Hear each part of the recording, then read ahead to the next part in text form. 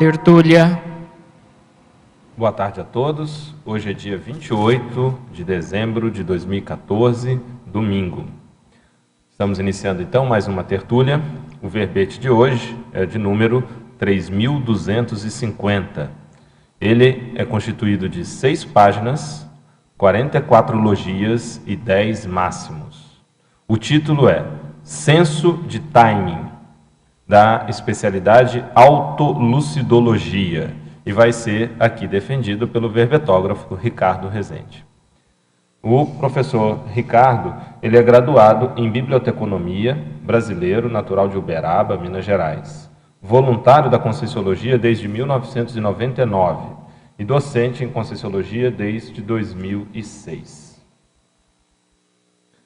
Definologia. O senso de timing é a capacidade de a consciência lúcida, homem ou mulher, intuir, apreender e discernir o momento exato e oportuno para realizar atividade ou empreendimento evolutivo com o auxílio de autovivências ratificadoras e da hiperacuidade quanto à sincronicidade multidimensional. Na pensenologia, nós destacamos o holopensene pessoal da hiperlucidez cronêmica, os cronopensenes, a cronopensenidade, os ortopensenes, a ortopensenidade. Na fatologia, o senso de timing, a autopercussiência quanto ao tempo, o timing exato, o cronograma e a desorientação humana. Na parafatologia, a sequência de parafatos, a antenagem parapsíquica, a confiança em si e nos amparadores extrafísicos e o senso pessoal da multidimensionalidade. A divisão detalhismo é constituída de 22 sessões. Na divisão argumentologia, nós chamamos atenção, primeiramente, para o item tabelologia, onde são trazidos 10 confrontos entre senso e contrassenso de time. Vale a pena conferir. Ainda também na divisão argumentologia, destacamos a taxologia. Segundo a cronoevoluciologia, são apresentadas aqui, em ordem alfabética, 12 categorias de time. Na acabativa, nós destacamos para a remissão os seguintes verbetes: cronoevoluciologia, fluxo cósmico, ponteiro consciencial, sincronicidade e tempo assistencial. A frase enfática, o senso de timing, constitui condição profilática aos atropelos de diversas categorias, contribuindo na relação cosmoética com outras consciências em variegadas dimensões existenciais. Questionologia. Você, leitor ou leitora, quando as circunstâncias exigem, consegue esperar pacientemente e adiar a ação pretendida a favor de todos os envolvidos? De modo geral, permite-se agir cosmoeticamente no momento certo e em local apropriado? De 1 a 5, como avalia você o senso de time pessoal? A bibliografia contém aqui uma referência e a mega-análise do senso de time foram destacados os seguintes itens: intuição, sinalética, coerência, cronêmica, hiperacuidade, auto-orientação, autorreflexão, paracognição, hiperlucidez, dinamização, percussiência, oportunidade, parapsiquismo, sincronicidade, pancromologia, autolucidologia, cosmovisiologia, parapercepciologia, autodiscernimentologia e autoconscienciometrologia. Aqui está pancromologia, mas eu acho que é pancronologia, né? Possivelmente. Eu acho que é isso que seria o correto, né? Bom, professor Ricardo, a gente sempre tem o hábito de solicitar ao verbetógrafo, antes de entrar nas questões dos teletertulianos e dos tertulianos, o motivo ou as razões que levaram a escrever sobre o verbete em questão. Desde a partir desse tempo de 32 anos de idade que eu estou, eu fui percebendo as coisas que davam certo e as coisas que davam errado. E aí eu sempre fiquei atento para entender por quê, que quando as coisas davam certo e quando davam errado.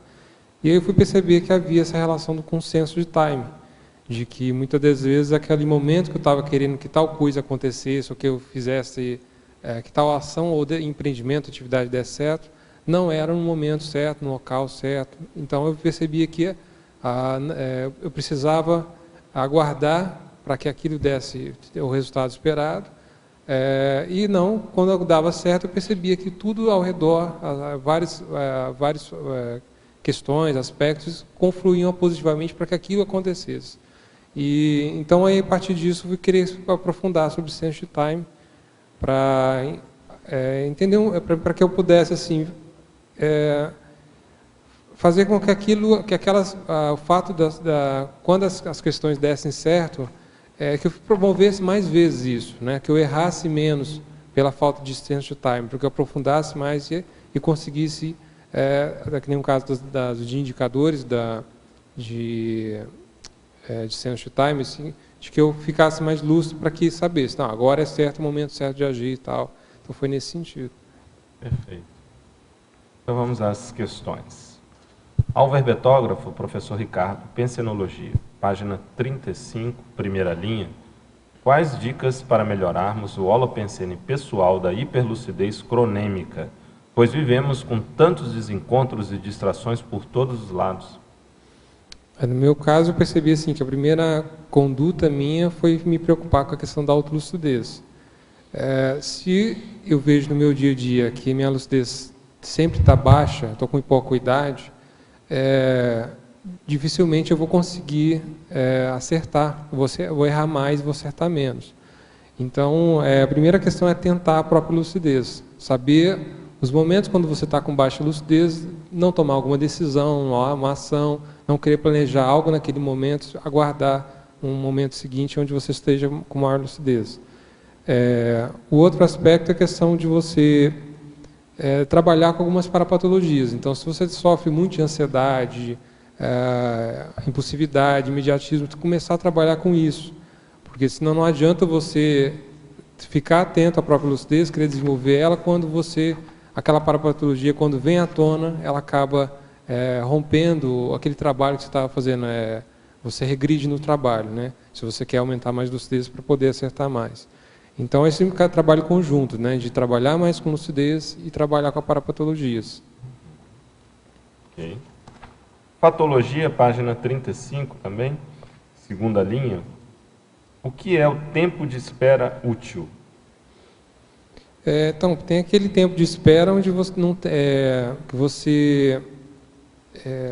como vou dizer, aquele tempo de espera que é equivocado, é errado, né? Por exemplo, você já tem uma ideia sobre um determinado tema que você quer escrever, já tem experiência suficiente e você quer aguardar mais. Mas você... É o exemplo do procrastinador. Do procrastinador, empurrando com a barriga, justamente. Às vezes. E aí é um caso de tempo de espera equivocado, enganoso. Então, no caso desse tempo de espera útil, você já é um caso diferente. Você tem todas as condições para poder tomar tal ação, mas você vê que naquele contexto, naquele grupo, naquela relação, aquelas pessoas, ainda não é o momento. Porque se você tomar aquela ação, você vai estar podendo ser anticosmoético. Então, você aguarda para poder assistir. E aí assistir no momento certo. Então, seria nesse sentido. Perfeito. Isso me remete para aquela questão da pessoa, às vezes, quando vai fazer uma crítica, né, saber o momento certo, o local certo, as pessoas envolvidas adequadamente, né, e não simplesmente a pessoa falar na hora que vem a ideia ou a vontade. Né? Então, essa questão de esperar um momento certo, acho que é isso que você está trabalhando bem do tempo de espera útil, né? Saber um momento exato. Né? Você quer falar? Eu só queria também falar assim, que tem coisas que a gente obrigatoriamente tem que esperar. Então, por exemplo, se a pessoa acabou de começar uma faculdade, né, para melhorar a questão profissional, para desenvolver a carreira profissional, inevitavelmente ela vai ter que esperar ela terminar aquela faculdade. Existe um tempo Então, assim, necessário para o empreendimento, né? Então, se a pessoa acabou de abrir uma empresa, por exemplo, ela vai ter os gargalos naturais, há um tempo de espera, por exemplo, para ter o retorno financeiro, enfim. Várias questões da vida da gente, a gente necessariamente tem que esperar. Independente da gente querer aquilo imediatamente, aquilo não vai ocorrer, né? Um aspecto também que eu me lembro, que é bem dentro dessa questão do tempo de espera útil, quando a pessoa tem certos conflitos, e pode ser dentro da família, né, fora da família, e ela se dá conta que ela é a responsável, ela se arrepende, tem algum nível de remorso, e ela quer corrigir.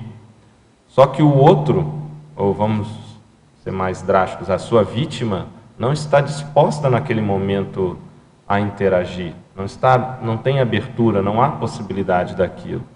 E a pessoa ela pode errar justamente por não ter esse tempo de espera, ela não respeitar o ritmo daquela pessoa que ela quer agora compensar, ajustar, tentar consertar aquilo que ela fez de errado.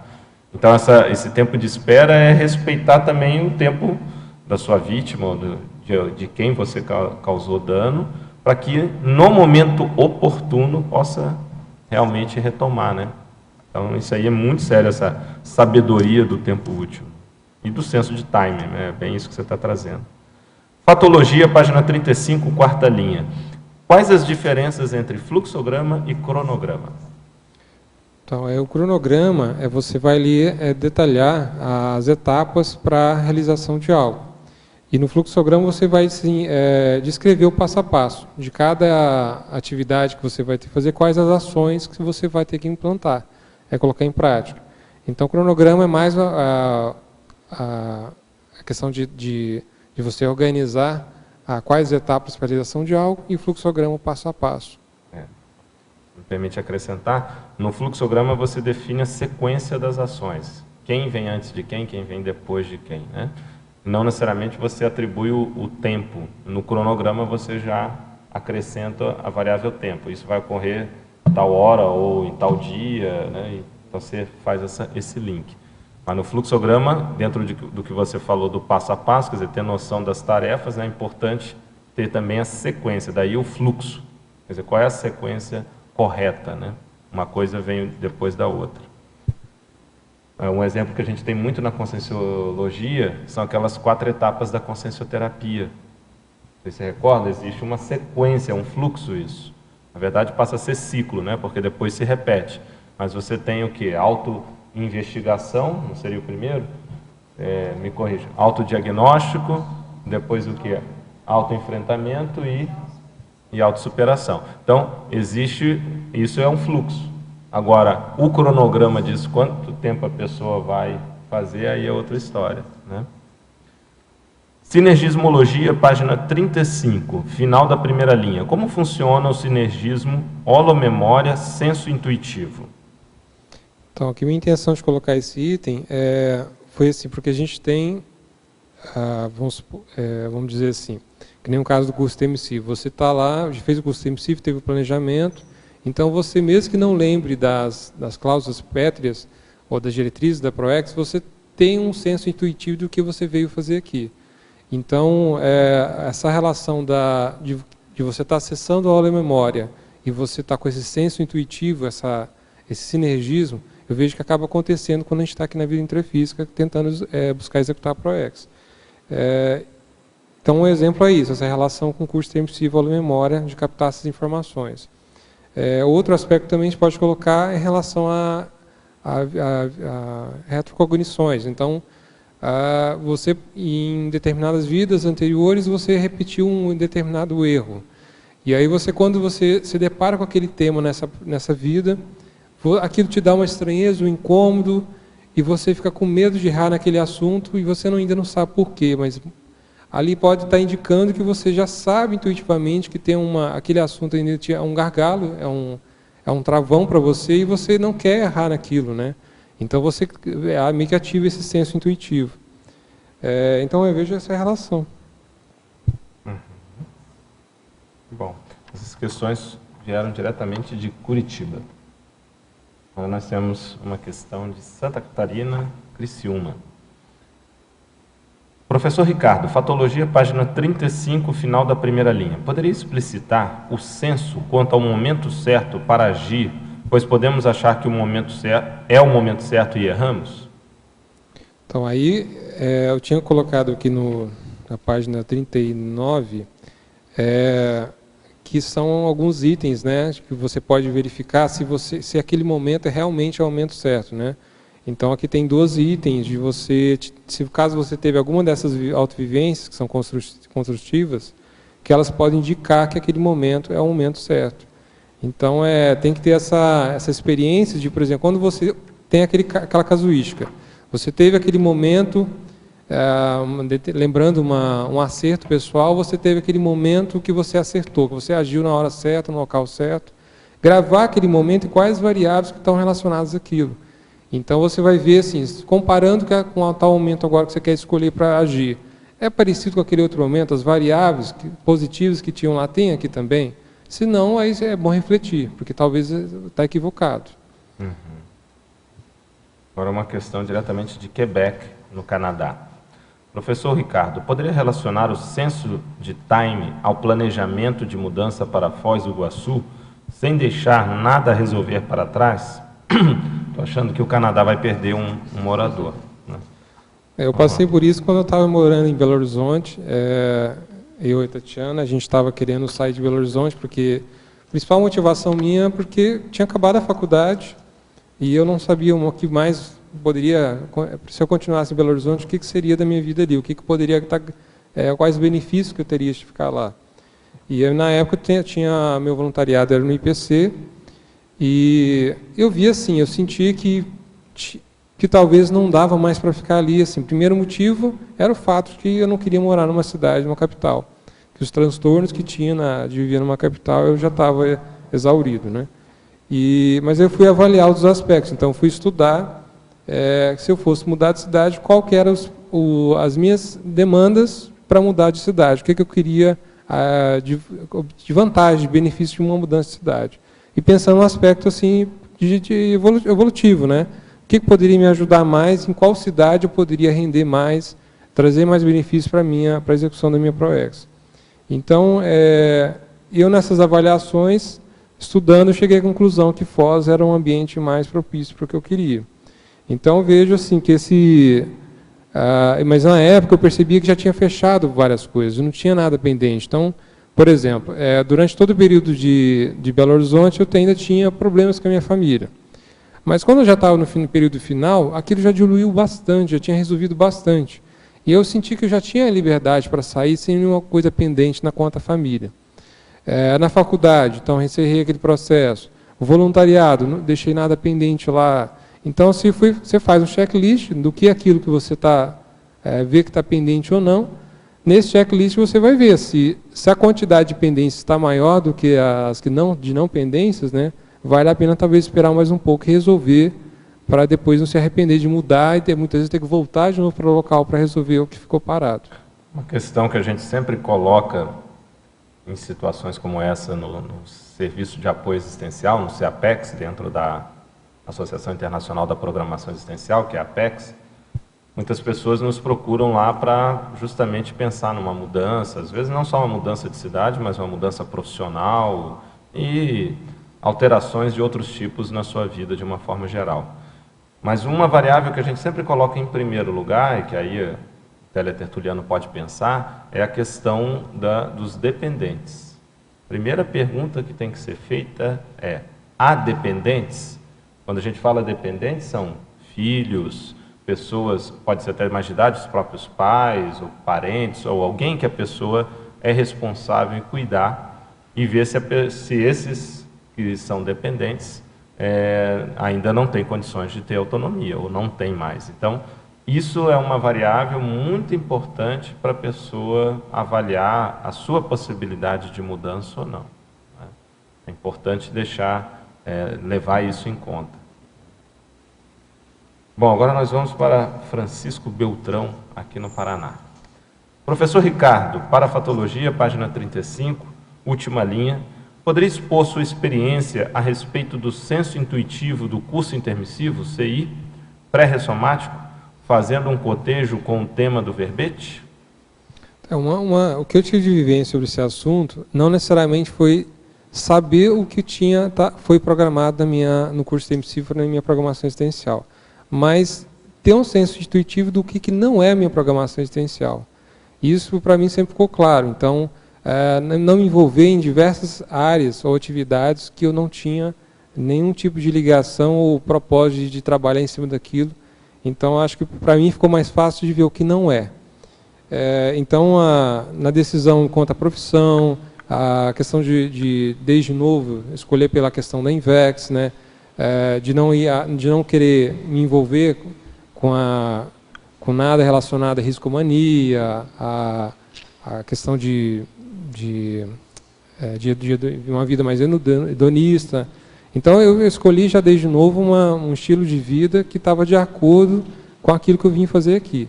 Então, para mim, sempre ficava claro, quando chegava uma determinada questão que me fazia refletir se eu devia para aquele caminho ou não, sempre eu sentia, isso não é para mim, então eu não vou entrar nisso. Então, o senso intuitivo nesse sentido do curso intermissivo foi sempre para mim ficar claro, de certa forma, quais lições ou aprendizados que eu tive no curso intermissivo que eu não quero repetir aqui, eu não quero mais me envolver ou participar ou colocar aquilo como prioridade. E até porque, assim, em outras vidas, muitas vezes a gente já trabalhou com alguns assuntos que aquilo já está saturado e você não quer mais mexer com aquilo, então você também já tem aquela intuição de que isso já basta, eu não quero mais isso para mim. Então, acho que para mim ficou mais fácil isso, porque eu não quero, né, assim, esse aspecto, né. É um fator de discernimento muito forte. Se a pessoa já tem noção daquilo que ela não quer, já é um grande avanço. Aí para justamente não repetir os erros. Então isso daí é você ter o que a gente chama na Conscienciologia de fazer a omissão superavitária. É o que você está colocando, né? A pessoa poder ter essa noção. Agora, no seu caso, não sei se você pode exemplificar até para ajudar ainda mais aí os teletertulianos e tertulianos, você tem muito essa noção também do seu passado, que você já estudou, já abordou disso, do processo militar, né? Tem a ver com isso que você está falando, de não fazer, não mexer com tais coisas? Um desses... eu estou estudando uma retrovida, e ela que foi a hipótese retrovida que foi recente, a última retrovida, e ainda está muito forte no Holopensene da personalidade que estou estudando, ainda o militarismo. Mesmo que embora ele tentou várias vezes se alistar no exército e ir para o fronte de guerra, as injunções não permitiram, ele foi sempre negado. E eu via que estudando aquela personalidade, eu via que ele ainda não tinha feito um curso intermissivo, que ele ainda estava numa condição de pré-intermissivista. E eu vendo hoje, depois de estar nessa vida, sabendo que eu fiz um curso intermissivo, vendo sinais disso, eu vejo a diferença que é pelas lições que a gente aprende no curso intermissivo, de mudar aquela mentalidade, de falar aquele tema, aquele assunto eu não quero mais mexer mesmo. Então, quando, por exemplo, eu tive nessa vida o alistamento militar, e eu fui lá, me alistei para fazer todo o processo de alistamento e me vi naquela condição, aquilo para mim não me encantou. Não me fez nenhum desejo, nossa, que bom é isso, interessante, eu quero me desempenhar nesse tipo de atividade. Então, eu vi a diferença em relação a outra biografia dessa retrovida, de quanto que aquele encantamento com o assunto já tinha diminuído bastante. Então, eu vejo que o curso intermissivo, esse é um grande efeito do curso intermissivo, é justamente essa catarse no sentido de vocês, daquele Holopensene, embora ainda tenha o Holopensene militarista, por alguns fatos que eu já ainda vejo, as minhas motivações quanto a esse assunto diminuíram bastante, quanto o curso intermissivo me ajudou a clarear e a começar a querer abrir mão disso de vez. E usar, muitas vezes, talentos que foram utilizados no militarismo para outros propósitos que são mais evolutivos, né? Então, eu vejo que é isso. Sei. Patologia, página 35, quarta linha. Sobre a paciência, qual seria a abordagem? Alguma experiência pessoal? Poderia expandir? Eu ainda estou trabalhando assim com principalmente com ansiedade, né? Eu ainda, embora melhorou bastante meu nível de ansiedade, hoje eu tenho mais condições de esperar, de ter mais paciência do que antigamente. E eu vejo que a primeira atitude que eu venho tomando para contra a impaciência é justamente a questão da incorruptibilidade. De você, toda hora que você começa a pensar e alimentar aquele pensamento, aquele desejo de fazer tal ato ou atitude, e aquela impaciência tomando conta, ali naquele processo você está já sendo complacente com alguma ideia, sendo a favor de alguma questão que você está assim, já se enganando ali, e você nessa hora tentar romper isso, não permitir alimentar aquele pato pensene e novamente se enganar e acabar agindo de forma precipitada. Então eu vejo que essa questão de mexer estudar as próprias corrupções, os pecadilhos mentais, os pato-pensenes, é um caminho que eu estou seguindo. Mas não dá para se fazer isso de forma forçada. A pessoa tem que estar realmente saturada, querendo resolver aquele problema, porque ela está vendo que já está dando muito prejuízo para ela. Então, eu vejo que o caminho para isso, se a pessoa está com disponibilidade, trabalhar com a questão da incorruptibilidade. Não tentar aquele ideal de incorruptibilidade 100%, mas começar pelo menos a trabalhar em cima disso. Inteligência, página 38. Poderia fazer uma explanação sobre os 4 tipos de inteligências empregadas pela consciência portadora de senso de time e como chegou a esta definição? Então, a questão das inteligências, eu pensando, né, quando eu estava fazendo verbete sobre a questão de sense de time, o que uma pessoa que tem sense de time poderia ter, quais inteligências que ela, com maior empenho, maior prioridade, ela estaria aplicando, né? E eu coloquei essas 4, a inteligência evolutiva, principalmente pela questão de senso de prioridade evolutiva, né? Então, se a pessoa ela tem um certo nível de sense time, de certa forma, ela tem um senso de prioridade. Ela sabe o que vem antes, né? Ela tem uma ordem de prioridade das coisas, de avaliação desse aspecto. Então, ela vai saber, como ela coloca em ordem de prioridade as coisas, ela vai seguir um passo a passo de crescimento, de evolução. Então, ela não vai querer pular etapas, queimar etapas, ela vai seguir aquela ordem de prioridades.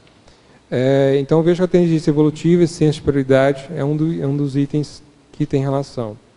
A intrapessoal é de você conseguir ter aquele hábito da auto-reflexão, de você observar a sua manifestação e saber a hora que você está passando o ponto, a hora que você está marcando passo, que você já devia estar tomando atitude.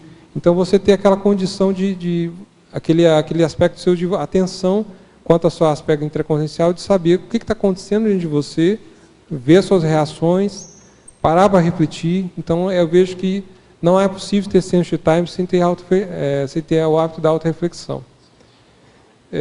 A inteligência parapsíquica é a relação com a multidimensionalidade, né? Então, se você veio aqui executar uma ProEx, e essa ProEx planejada pelo evoluciólogo, onde tem uma equipe de amparadores ou de consegues envolvidos naquele projeto, você tem que trabalhar em conjunto com eles. Você não vai trabalhar sozinho.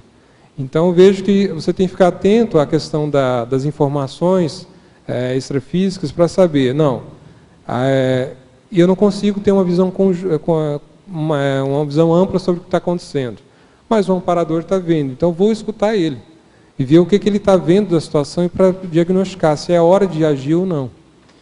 Então, ter esse abertismo quanto às parapercepções, né?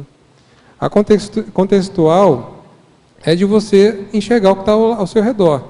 Então, você vê, por exemplo, no caso na família, né? Você vê que tem ali uma composição, tem um contexto naquela família onde, como vou dizer assim, cada pessoa daquele grupo, daquela família está passando por vários problemas, tem todo um contexto ali, vamos supor, nosográfico, e você precisa entender como aquilo mais ou menos funciona para você não tomar atitude equivocada, de agir anticosmoética com a família. Então, você tem que entender aquele contexto o minimamente possível. E não simplesmente ficar naquela condição alienada de você não querer enxergar o que está ao seu redor e tomar atitude de qualquer forma. Então, eu vejo que essas 4 inteligências, eu vejo que tem maior importância no senso de time. Né? Eu acho que é isso que é a pergunta. Né? Então, vou passar agora para os tertulianos. Na página 35, em fatologia, eu tenho 3 perguntas. A primeira é em fatologia, na 4ª linha, de baixo para cima, no finalzinho. Podia explicar a ânsia de queimar etapas e fazer atalhos? Aqui no caso, você, em vez de você seguir um passo a passo, então, por exemplo, estou aqui escrevendo verbetes. Para escrever verbete, eu não cheguei do nada. Eu falei, amanhã eu vou escrever verbete e pronto, eu vou fazer. Para mim não foi. Eu tive que passar por todas umas etapas que envolvem recins, que envolvem desbloqueio mental somático, intelectual, que envolve passar por algumas experiências de vida para conseguir poder falar sobre aquele assunto. Então, eu tive que passar por inúmeras etapas para conseguir chegar a sentar e escrever aquele verbete.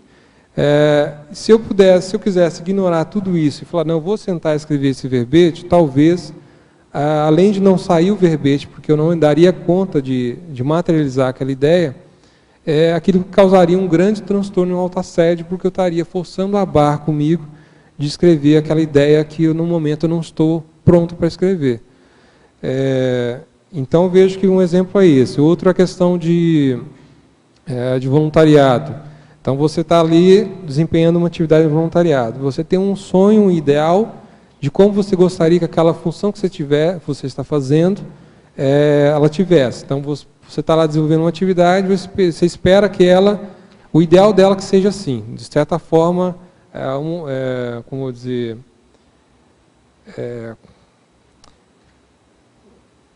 que dentro do contexto, por exemplo, da instituição. A instituição ela está naquele momento evolutivo da instituição X.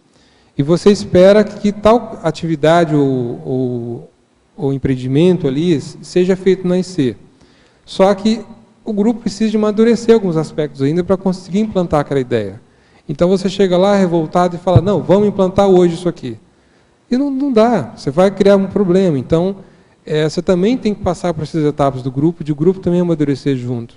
Então eu vejo que é isso, de você não querer, por ansiedade, por revolta, por impulsividade, ignorar qualquer tipo de fato e parafato, simplesmente tomar atitudes equivocadas. Então seria isso. Na página 36, em trinomiologia, o trinômio instinto, intuição, cosmovisão.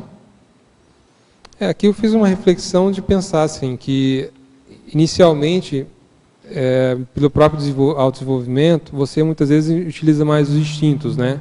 Você ainda não tendo muita para-percepção, para-pesquisa, você ainda está muito preso a utilizar somente os instintos, né? Então, você é aquela condição de você saber a hora de tomar uma atitude, mas por uma questão instintiva, e não necessariamente porque você tem uma informação ou um parapsiquismo que está apontando para realizar tal questão. E aí, depois, com o tempo, você vai avançando. Então, você usa mais o aspecto da intuição, que é o processo mais reflexivo, mais parapsíquico, até chegar uma hora que você consegue ter um nível de amplitude pensênica que você tem uma visão mais cósmica, onde você enxerga tem uma visão maior sobre tudo, e aí você vai ter um macro senso de time, né? Não sei se ficou claro. Sim, e só uma coisinha antes, isso está onde? Trinomiologia? Paulinha? Na primeira, só tem uma. Só tem uma. Hã? Trinômio. Depois de binomiologia. Não. Hã?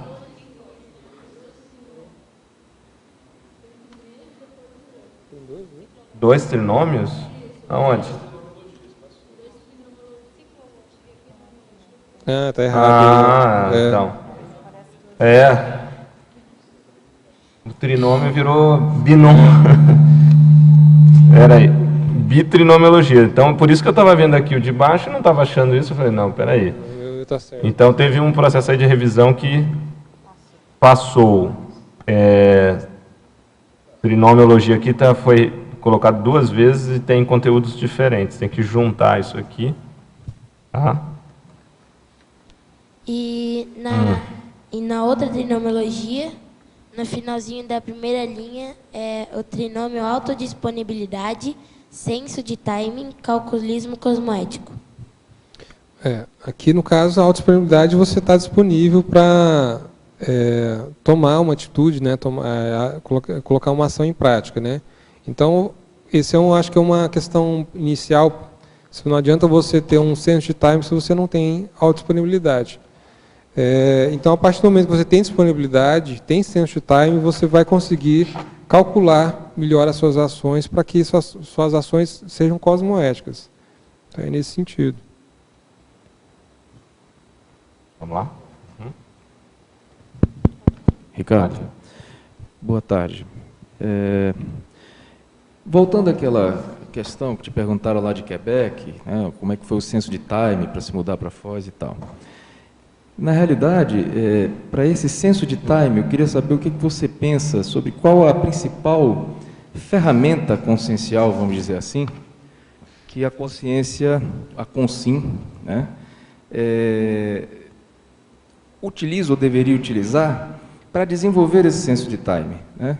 Porque eu vejo que existe assim, uma cadeia que o senso de time estaria como que uma consequência. A pessoa adquirir essa habilidade, essa capacidade de ter esse senso de agir na hora que deve agir, não agir na hora que não deve agir, esperar quando deve esperar, não esperar quando não deve esperar.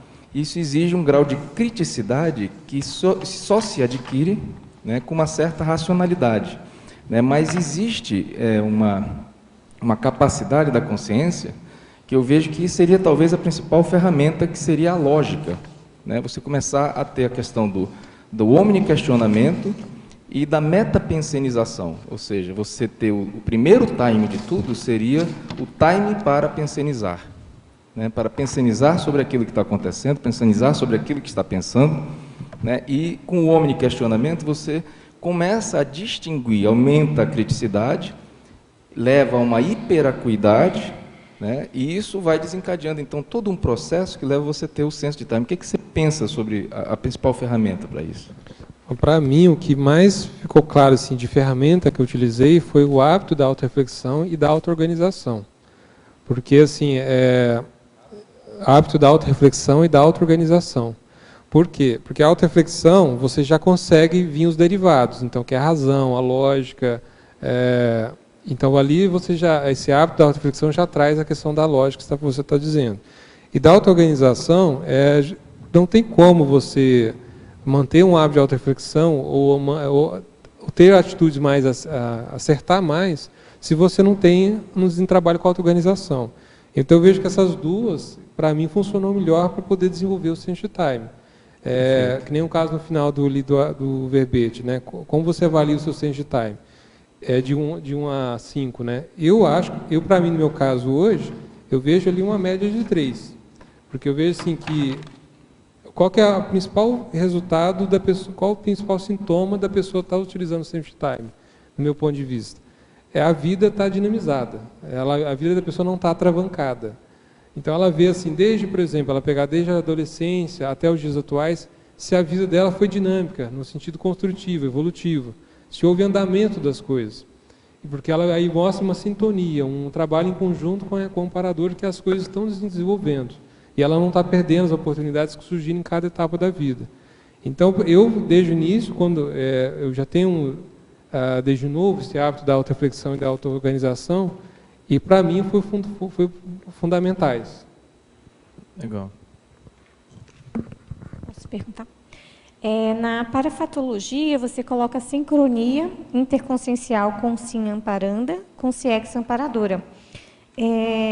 Para o desenvolvimento do senso de time, a gente percebe assim que estamos o tempo todo recebendo os inputs do amparador, né? Mas não temos ainda essa sincronia, essa sintonia com ele. Então, o que dificulta mais para o desenvolvimento mesmo dessa sintonia e a tomada da decisão mais assertiva né? Tá. Eu tive alguns encontros extrafísicos com o amparador e nesses encontros, alguns deles eu percebi assim, que nos primeiros encontros eu estava numa condição bastante infantil, como vou dizer assim, eu me sentia realmente uma criança perto dele, pelos meus comportamentos. E eu percebi assim, que com o tempo isso foi melhorando e foi me tornando, na presença dele, eu estava um pouco mais adulto. Então eu percebo assim, que o seu esforço de ficar atento à sua manifestação e querer corrigir ela, né? Assim, você tem as suas parapatologias, você ter uma disciplina para corrigir elas dentro da cosmoética, né? Sem trabalhar com repressão, né? Nada disso, mas você ter o hábito da autocorreção ao longo de toda a vida, de você querer fazer o melhor, de você estar querendo ajudar, seja você ou os outros. Então você está sempre numa atitude positiva, construtiva. O amparo vai conseguir se aproximar de você, te passar informações, né? Te dar insights, de promover insights para você saber qual a hora, o momento certo de agir ou não. Então eu vejo assim que, para mim, o que mais é relevante nisso é de você ter uma relação construtiva, primeiramente, com você mesmo, para que daí você permita ter uma relação construtiva com o amparo. Porque não adianta a gente ficar num processo de autoassédio frequente, com oscilação emocional, não consegue resolver as parapatologias pessoais. O amparo não tem como chegar em você e te fazer aquele trabalho em conjunto, né? Então você fica sozinho realmente, mas isso é uma escolha sua. E não é a escolha dele, que ele não quer te ajudar, é você estar numa posição fechada. Então eu vejo que o mais sério aí é você ter essa postura de estar aberto a recins, a mudanças. E isso vai ajudar com que a vida fique dinâmica, divida esse trabalho em equipe, porque o amparo vai entrar junto para trabalhar com você. E não sei se é o caminho que eu respondi aí. Processo da autopesquisa, né, de uma forma mais técnica, lúcida, para você ficar mais em sintonia com o amparo mesmo. Por aí. Okay. Voltando aqui aos teletertulianos, agora questões vindas de São Paulo. Professor Ricardo, Fatologia, página 35, quarta linha de baixo para cima, poderia discorrer a respeito da ânsia de queimar etapas e fazer atalhos? Essa eu acho que já foi respondida, né? Podemos passar para adiante. Para a Fatologia, página 35, segunda linha. Poderia falar acerca da confiança em si e nos amparadores extrafísicos? Então, complementando aquilo que a gente estava falando agora há pouco, então, com o tempo, né, quando você vai conseguindo fazer essas autocorreções, você vai trabalhando com você para que você tenha um nível de manifestação melhor, com isso, né, para que essa lucidez aumente, você vai adquirindo mais autoconfiança no seu trabalho. Então você vai vendo que você está se melhorando, está com uma relação mais construtiva, está gerando resultado. Então você começa num ritmo de que estou confiando agora em mim, sei que eu posso confiar em mim. E o amparo, consequentemente, ele percebe essa mudança do nível de manifestação que a pessoa está, e ele vai então assim, realmente confiar também em você, que ele pode agora contar com você, que você não vai ficar naquela condição tão desorganizada, entrópica, e ele vai poder contar com você para realizar os trabalhos que precisam ser realizados. Então eu vejo essa relação dos dois lados, né? Se eu confiar em mim, o amparo também vai estar numa condição de que ele também vai poder confiar em mim, né? Há um trabalho aí de confiança mútua, né? Antagonismologia, página 36, final da penúltima linha. Poderia comentar o antagonismo sintonia ao fluxo cósmico, marginalidade evolutiva? Então, o exemplo que eu estava falando dessa questão da vida atravancada ou da dinamização da vida intrafísica, eu percebo isso, assim, que você começa a fazer parte do fluxo do cosmos, né? Você está a favor disso, quando você realmente, que nem um caso que você está vendo que sua vida está sendo dinamizada, você está evoluindo, está gerando bons frutos, né, conscienciais, então você vai vendo que você está fazendo parte, né, você está de um certo nível, menor ou maior, mas você está fazendo parte desse fluxo do cosmos. Já a pessoa que ela está nessa condição entrópica, desorganizada, e a vida dela fica travancada, aí acaba tendo acidente de percurso, você vê que a pessoa está contra, né, esse fluxo cósmico, ela não está ainda tendo essa interação positiva, né, com o fluxo. Ela está aí na condição da marginalidade, ou seja, ela está fora desse fluxo, né? Então, não sei se é isso, a resposta está correta, é isso? Tranquilo? Ok. Taxologia, página 38. Poderia comentar os itens 4, time da dupla evolutiva, DE, 9, time interassistencial e 12, time somático? Tá, vamos por parte. Primeiro é o time do Primeiro da né? dupla evolutiva. Tá. Então, aqui, pela minha experiência, eu e a Tatiana, a gente estamos 14 anos juntos, e nos primeiros anos de convivência, geralmente, pelo menos no nosso caso, não foram fáceis, né? É aquela condição que o Walter fala de domesticação mútua, né? Onde tem 2 animaizinhos em casa e os 2 precisam se domesticar realmente, porque é muita manifestação subcerebral. Então, os primeiros anos realmente não são fáceis, então tem um time ali de você ter que ter aquela adaptação, né, time de domesticação mútua. Aguardar que há esse ajuste na relação dos 2. E depois entra numa fase seguinte, que é a etapa de consolidação, onde já passou aquele gargalo da parte mais subcerebral, e agora você está numa fase de consolidação, onde muitas vezes você sai daquela condição subcerebral para aquela condição mais mental-somática, onde há um trabalho, aquela dupla evolutiva está gerando agora frutos, obras, ela está gerando resultados, não está simplesmente fechada e não rendendo evolutivamente, né? Então eu vejo esse aspecto. O outro time é o interassistencial, item 9. Tá, o time interassistencial, então aquilo, né? É muito comum que a gente fala, né? Por exemplo, você tem por exemplo, no caso extrafísico, né? Você vai e visita uma comunidade extrafísica, e aí você precisa fazer um trabalho de assistência de resgate de uma determinada consciência. Mas aquela consciência, ela está num momento dela que ela ainda não está disponível para ser assistida. Ela não está em condições intraconscienciais, ela não está favorável a mudanças, a sair daquela patopecenidade dela. Então você não consegue ter acesso àquela consciência para resgatar, para ajudar. E aqui na vida intrafísica é o mesmo, né? Quantas vezes já tentamos nas relações interpessoais abordar determinada pessoa para ajudar e ela muitas vezes não quer ser ajudada naquele momento. Então você tem que tirar o corpo fora e aguardar. O outro time... Somático, item 12. Somático é simplesmente essa questão, né? De nós temos um tempo de vida intrafísica, né? Então, naquele tempo de, vamos supor, de 100 anos de idade, né, de vida que a gente tem aqui na vida intrafísica, é aquele tempo que você tem de manifestar aqui e fazer seu trabalho. Então, nem antes nem depois dá para fazer o que precisa ser feito agora. Então, você tem esse time. E o ritmo do relógio biológico, então é aquela questão, você percebe que de manhã, intelectualmente, você funciona menos. Você vai tentar escrever algum artigo, algum livro, alguma obra, estudar, ler, você vê que você não funciona tão bem. Chega à tarde, você vê que sua memória, sua atenção melhora bastante, você vê que você produz mais. Então você percebe que naquele ritmo do seu corpo, do relógio biológico, do seu biotipo, tem uma tendência ali de que você funciona melhor para determinada atividade em determinado horário. Então isso ajuda você a entender como você funciona biologicamente, então você não vai brigar contra os fatos, você vai saber lidar com aquilo de uma certa forma. É nesse sentido. Uhum. Polinomiologia, página 36, terceira linha. Gostaria que expandisse o polinômio observar, perscrutar, esperar, agir.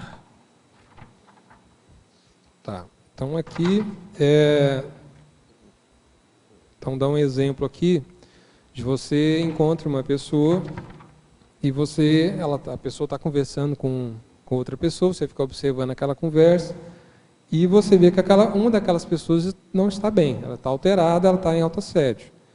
E você se você tiver uma relação próxima com aquela pessoa, Então, você fica ali naquela condição de observar e perscrutar, né? Você vai ficar sondando ali o que está acontecendo, investigar a distância através de uma sondagem energética o que está acontecendo ali. E você aguarda, espera, começa a perceber o que acontece ali, seja se alguma consegue próximo daquela pessoa, se acontece algum fato extrafísico ali que você acaba enxergando. Então, se espera. Se for o caso de você entrar no meio e agir porque você tem condições de assistir aquele caso, você vai ali e vai agir. Caso contrário, não. Então, um exemplo desse é nas relações interpessoais. O mesmo pode se falar em questão a questões de modo geral. Então, você tem um determinado assunto que você quer trabalhar, mas você ainda está em dúvida se vale a pena se esforçar para mexer com aquele tipo de assunto, né, com aquele tema. E aí você também entra no mesmo mecanismo, né? Você vai observar os fatos, você vai investigar, questões, o contexto, você vai gerar todo um estudo, uma análise, para antes de você agir. Então você fica nessa condição de observar, investigar, esperar e agir. Então isso pode ser utilizado para várias situações para você evitar de tomar atitudes precipitadas. Okay.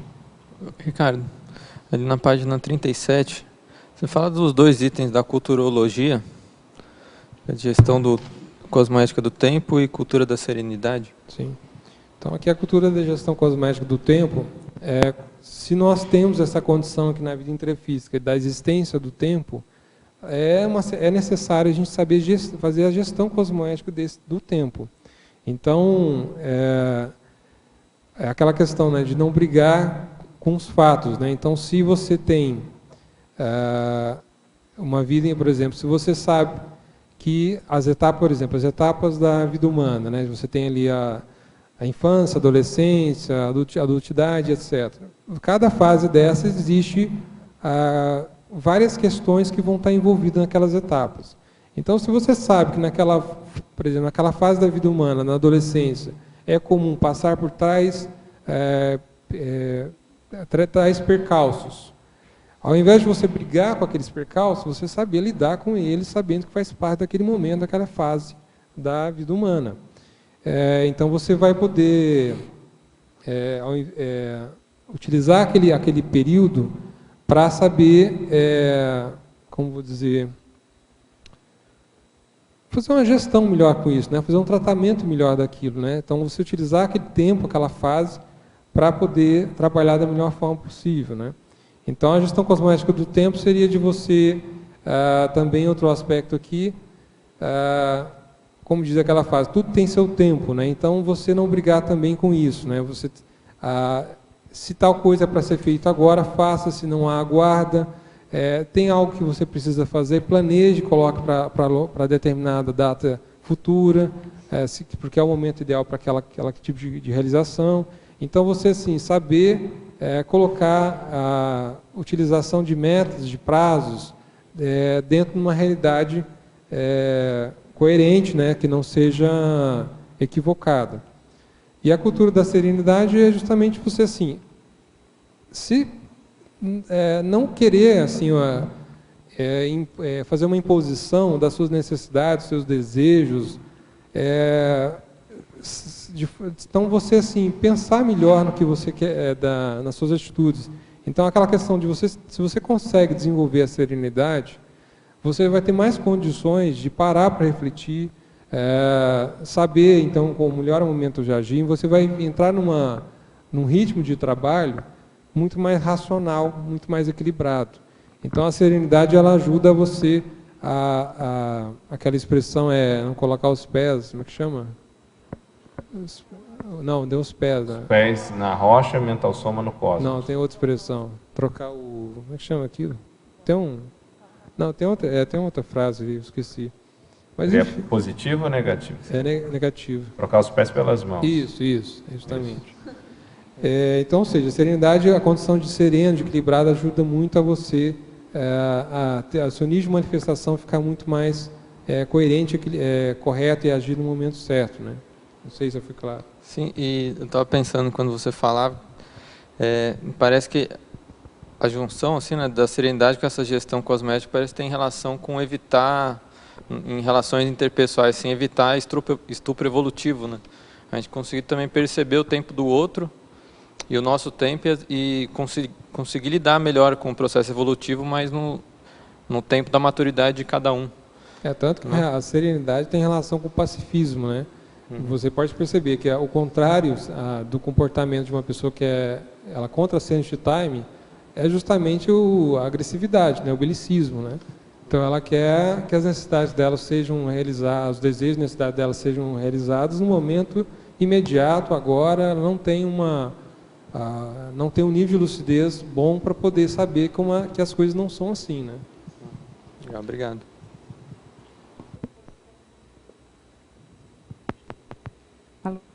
Vai, pode ir falando. Página 38, o item 11, time proexológico. Você poderia desenvolver? Sim. Então, por exemplo, uma coisa que eu achei curiosa é que assim, eu fiquei um bom tempo em relação, por exemplo, à minha AutoProex, né? Eu fiquei um bom tempo trabalhando no IPC, fiquei 10 anos no IPC. E depois, quando eu saí do IPC, eu fiquei realmente perdido de não saber que tipo de trabalho que eu ia fazer. E aí eu fiquei atento, assim, bom, eu vou pescar algumas ideias, eu vou ficar atento aos fatos e parafatos e ver para onde eu posso me levar.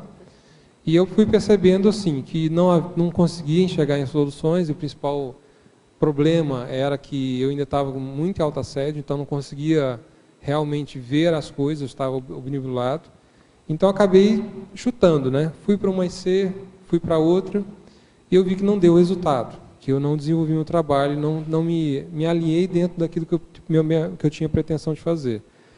E aí eu desisti então de brigar comigo e ficar rebelde com o assunto, e comecei a querer trabalhar comigo para que eu ficasse bem, saísse do autoassédio, e realmente começasse a atentar aos fatos e parafatos. E eu comecei a perceber assim que alguns reencontros começaram a acontecer, e esses reencontros foram justamente de pessoas ligadas a uma IC, que é hoje a IC onde eu estou atuando, que é a Apex. E eu comecei a achar curioso aquilo, né? Porque eu sou uma pessoa assim que tendo uma vida mais fechada, não sou muito social, e aí como eu encontrava essas pessoas nesses momentos, e era raro eu ter encontro com as pessoas de modo geral, foi por que está essa coincidência de estar reencontrando com pessoas da Apex? E no dia a dia, fora do CAEC ou de qualquer outro ambiente de C e tal. E aí eu comecei a tentar aquilo e fui perceber que eu tinha ligações com essas pessoas, que eu tinha afinidades. Mas aí eu falei assim, então peraí, vamos continuar seguindo esses indícios, essas informações, e vamos ver onde vai dar. E foi que aí eu percebi que foi juntando as variáveis, fui vendo que realmente aquilo poderia ser uma informação válida para poder decidir ir para a Apex. E hoje eu estou lá 2 anos na Apex e o nível de mudança os resultados, os produtos que eu estou gerando após essa decisão de mudar de enfoque, de tomar aquela decisão de ir para a Apex, o trabalho que eu estou desenvolvendo melhorou muito. Não necessariamente é porque a IC está me fazendo mudar e tal, não é isso. Mas é mais porque assim, eu estou alinhado dentro das minhas diretrizes da Proex. Que eu estou vendo que agora estou com o grupo certo, com o local certo. Então, ou seja, a coisa ficou mais alinhada dentro da minha Proex. E aí tudo funciona melhor. Então eu vejo que essa questão do time proexológico é de você ficar atento dentro do que você está vivenciando, das suas atribuições, das suas tarefas do dia a dia. Elas estão convergentes com as suas diretrizes da sua Proex? Elas estão de acordo? Ou se você está fazendo algo que está totalmente fora daquilo que muitas vezes está programado na sua Proex? Mas eu não sei o que é a minha Proex. Não, é intuição. Você pressupõe determinadas diretrizes de Proex e você percebe que quando você alinha para aquelas diretrizes, os resultados são muito maiores. Então, ou seja, aquilo é uma certa forma uma validação de aquela pressuposta diretriz da Proex realmente possam ser as diretrizes da Proex. Então é verificar isso, né, para poder você ver o momento certo de você desempenhar determinada atividade que faz parte da sua Proex, né? Hein? De falar sobre isso. A gente chega, encontra a Conscienciologia, acha que já está na ProEx, né? Depois vai voluntariar no EC, estou na ProEx. Daí você vê que não é ainda a tua especialidade. Vai mais ainda fundo. Então, é como se fosse um funil, né? A sensação é essa, de entrando no funil. Sim, né? É isso mesmo. Tanto que, assim, aquele negócio, tudo que eu já fiz até hoje, nos meus 32 anos de idade, todas as autovivências, experiências e tal, nenhuma delas é descartável. Todas elas foram úteis naquele momento, naquela hora, serviram para tal propósito. Então, assim, eu ainda me questiono muito assim, sobre essa questão das diretrizes da ProEx, ou as cláusulas, que eu vejo que é mais complexo do que a gente consegue entender, que elas têm sutilezas que muita gente não consegue ver, porque a gente tem aquela visão muito administrativa, né, de uma meta, um objetivo, como se fosse uma disciplina da administração, né, aquela coisa exata, e eu vejo que é bem mais complexo isso. Permite, acho que tem dentro do que você falou também, né, para a gente acrescentar alguns itens. Em relação a esse time somático, acho que tem duas variáveis aí. Uma, na própria execução mesmo, existe um problema, até uma proexopatia, que a gente estuda na Apex, que é o anacronismo existencial. É quando a pessoa ela quer fazer algo referente a que é do conteúdo da sua programação existencial, só que ela faz fora do tempo.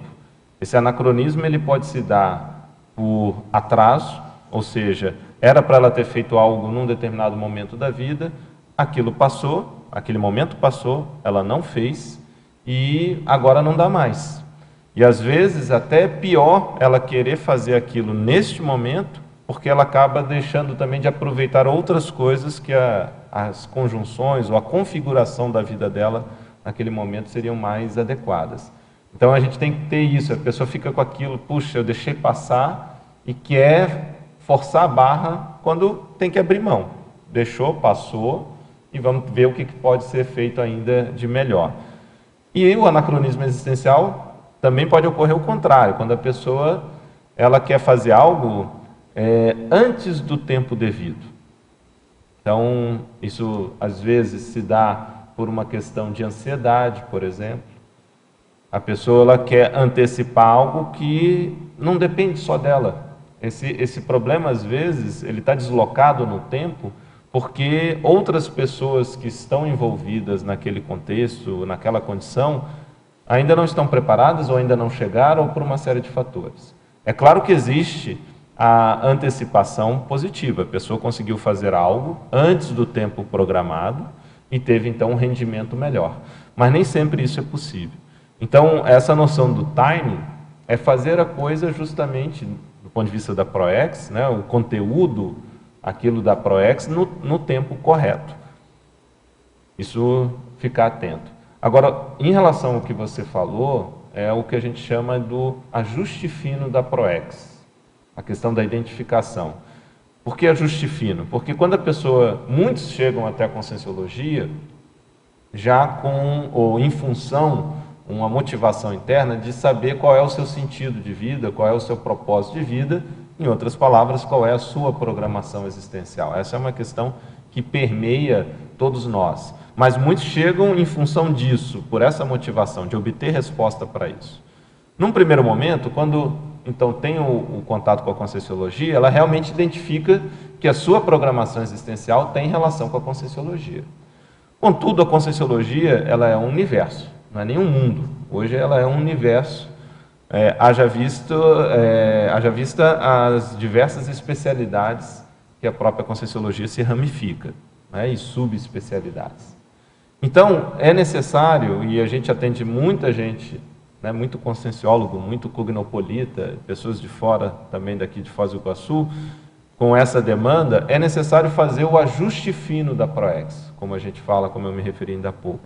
Esse ajuste fino é tornar mais preciso, mais claro, mais exato, ou diminuir este funil, a boca deste funil, para a pessoa ver realmente qual é a linha dela, ou a diretriz básica de programação existencial.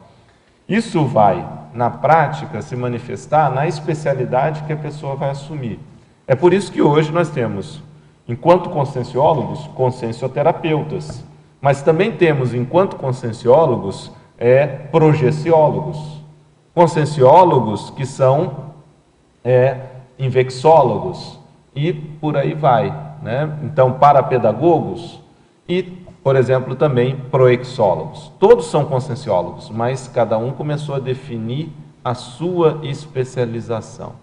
Então, o sintoma que a gente vê muito presente é que, às vezes, a pessoa ela atende toda a cartilha inicial colocada dentro da própria Conscienciologia de que ela tem que se tornar professor, e isso está correto, ela tem que escrever o verbete, ela tem que ser professor itinerante, ela tem que praticar dinâmica, mas às vezes ainda sente um certo desconforto e uma dúvida, poxa, eu estou fazendo tanta coisa e mesmo assim ainda eu tenho a sensação de que está faltando algo. E realmente pode estar faltando algo justamente porque ela não assumiu essa linha mestra da programação de vida dela dentro da própria Conscienciologia. Então, quando a gente fala escrever verbete sobre o quê? Dar aula sobre o quê? Escrever livros sobre qual assunto? E a pessoa ter uma linha, então, de atuação. Ela vai escrever vários verbetes sobre aquele assunto, ela vai escrever vários livros sobre aquele tema, ela vai dar vários cursos sobre aquela temática. Isso é importante para todo mundo aqui. Começar a definir, ter maior precisão, maior exatidão na sua linha básica de PROEX. Então, isso passa, inevitavelmente, pelo que a gente chama de identidade interassistencial. Da mesma forma que há uma identidade profissional, o fulano é médico, o outro é engenheiro, a fulana é nutricionista, o outro é psicólogo. Existe uma identidade interassistencial que caracteriza o predomínio da sua atuação de assistência. Então, um é, como eu disse, consciencioterapeuta, o outro é proexólogo, o outro é da parapedagogia e por aí vai. E hoje eu considero que nós temos tranquilamente todas as ferramentas mínimas necessárias para que a pessoa identifique essa sua linha básica de PROEX. Então, essa falta de algo, esse vazio, não tem mais razão de ser. Normalmente a pessoa ela tem isso, se queixa, mas ela não tem uma atitude mais proativa de buscar, então, identificar isso.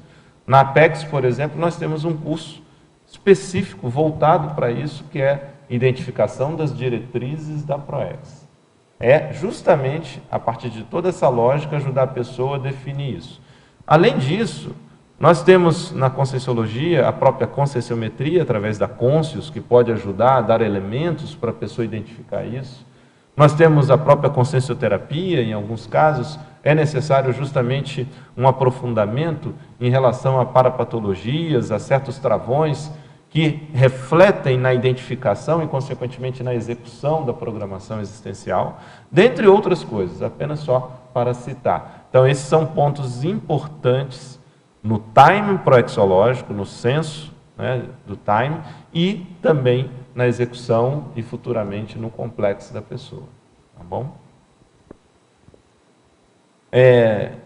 Já aproveitando que eu falei aqui rapidamente, eu queria só aqui fazer duas divulgações. Uma é sobre o curso Desperticidade, que está iniciando amanhã, aqui no CAEC, em Foz do Iguaçu, no auditório do CAEC. Então, esse curso vai de amanhã, dia 29, até o dia 31 de dezembro. Então, terça, quarta e quinta, não é isso? Desculpe, terça, eu já estou na segunda, hoje é domingo. Segunda, terça e quarta, agora o curso é sobre, então, a condição da desperticidade.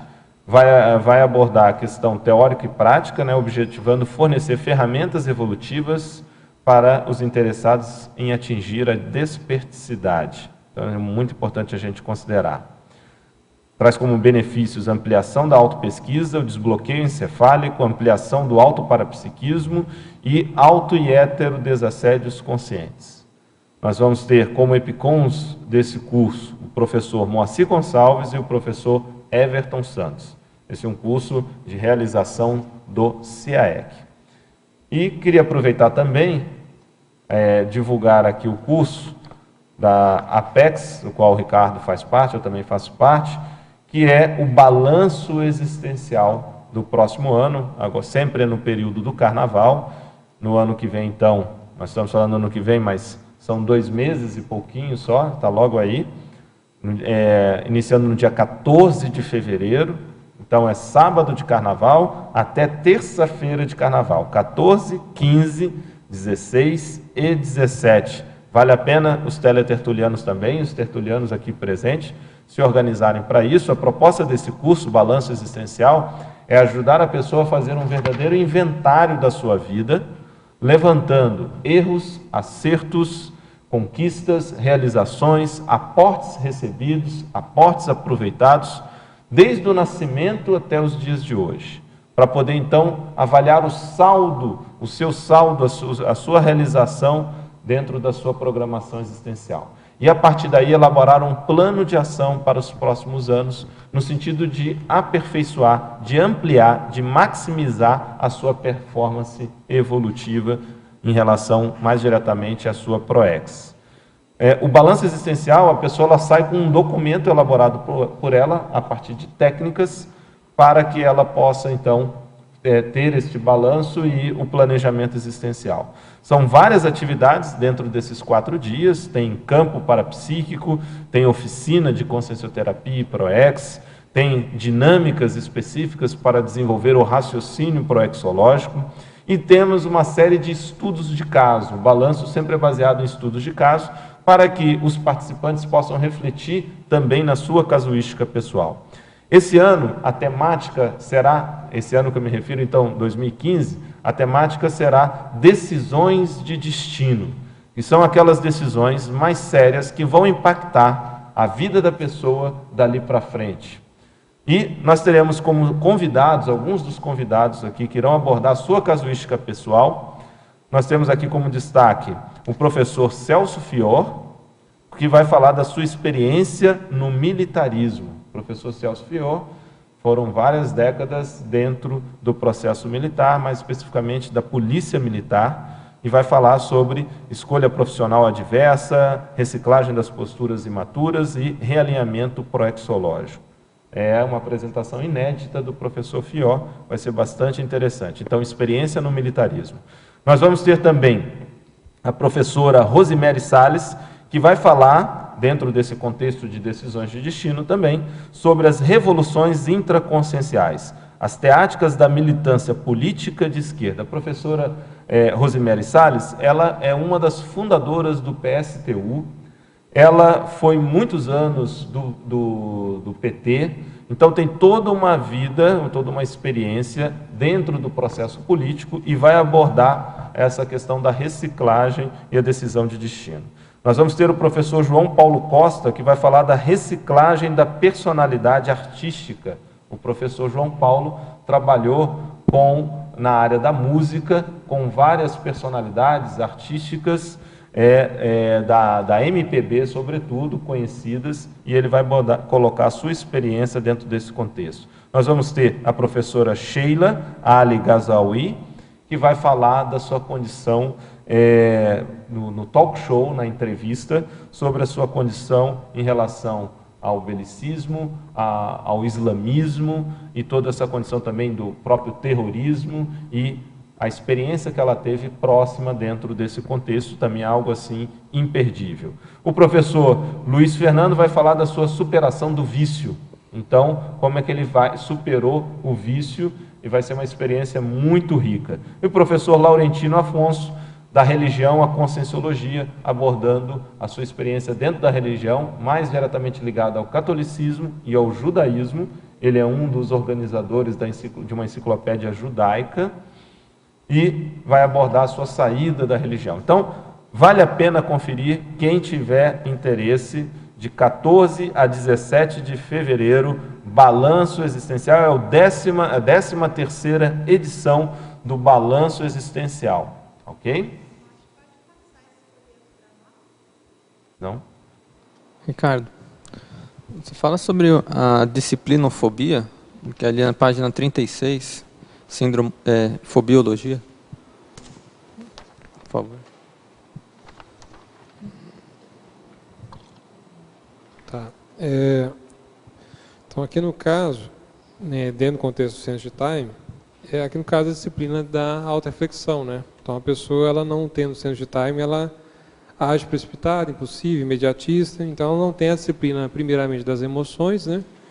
Ela não tem a disciplina no sentido de planejamento também, da auto-organização, então ela corrompe, né, todas essas disciplinas, tentando atender as necessidades dela, e aí acaba havendo atropelos, né?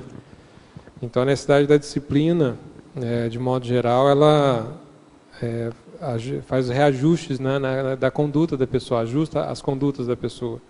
Então ela tende a agir menos como bicho e mais como consciência, né? Sim. Tenho duas perguntas. A primeira é na página 35, na terceira linha de baixo para cima. Podia explicar o ato de colocar o carro adiante dos bois? Então, é aquela expressão de você, parecido com a ideia de antes de queimar etapas e fazer atalhos, né? De você não esperar que... você não querer pular etapas, né? Então, você quer fazer algo sem fazer algumas questões antes, né? Então, você... então, por exemplo, quero, que nem um cara estava falando, mudar de cidade, que nem um loja estava falando, tem dependentes, então eu vou chutar o balde, os dependentes que ficam na condição que está, e eu vou para Foz do Iguaçu. Quero me dar bem. E aí o resto que...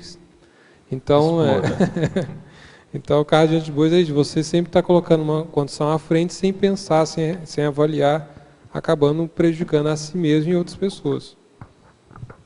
E em parafatologia, na última linha, podia explicar o senso intuitivo do curso intermissivo pré-ressomático? O que eu tinha dito é de você, assim, como você, a proexista, né, que fez o curso intermissivo, ele tem um senso intuitivo do dos aprendizados, das lições do planejamento que foi realizado em relação à sua proex. Então, mesmo que ela não tenha consciência do que é a sua proex, ela tem um senso intuitivo.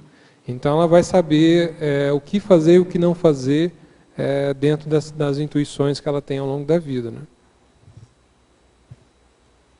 Sim. Professor Ricardo, parafatologia, página 35, segunda linha, poderia definir parasenso-percepção, exemplificando e comparando com a parapercepção? Lógico, fala de novo que eu não entendi. Página 35, né, na parafatologia, segunda linha, poderia definir parasenso-percepção, exemplificando e comparando com parapercepção? Tá. Então, aqui primeiro, parasenso-percepção, você assim, você tem aquela... Primeiro, né, você está ali atento a informações extrafísicas. Então, você tem aquele senso, né? Senso é o quê? Você está ali antenado, você está atento, você está naquela condição de observador. Então, você, assim, é aquela capacidade de você... como vou dizer aqui? Na prática, se permite, na prática é o seguinte, nós temos na própria fisiologia o processo sensório, se faz uma divisão didática, sensorial e o processo perceptivo. O sensorial é devido a um determinado estímulo, pode ser visual, pode ser auditivo, quando eu percebo, quando eu tenho o contato com aquilo. Então isso é sensoriamento. Agora, a percepção é quando eu já dou uma interpretação para este estímulo. Eu reconheço ele e ele passa a ter um significado. Isso é o que é feito na própria psicologia.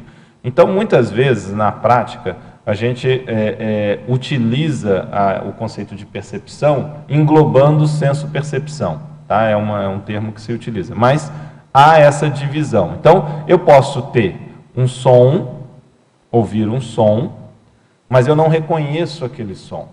Agora, eu posso ouvir um som e falar, essa é a música tal. Então, eu percebi a música, eu percebi o significado daquele som, que aquilo fazia parte de uma música. Então, aqui já entrou a percepção, é o processo perceptivo. Agora, a minha capacidade de ter o estímulo, né, de perceber o estímulo, é o processo sensorial, certo? Então, é isso que se faz a diferença. Então, fica simples a gente pensar no processo da parasenso-percepção, quando é a mesma condição, analogamente, colocando o processo extrafísico. Eu posso perceber algum estímulo extrafísico, contudo, eu não consigo dar um significado maior para ele, específico para ele. Não precisa nem ser maior, mas específico para ele.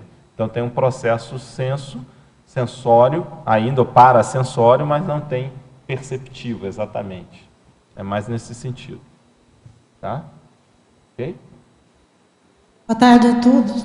Ricardo, você poderia comentar na página 36, o último antagonismo que você coloca aqui, sintonia ao fluxo cósmico, marginalidade evolutiva?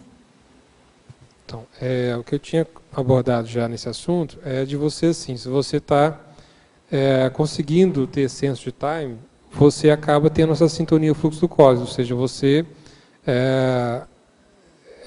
não fica nessa condição de marginalidade, fora do fluxo do cosmos.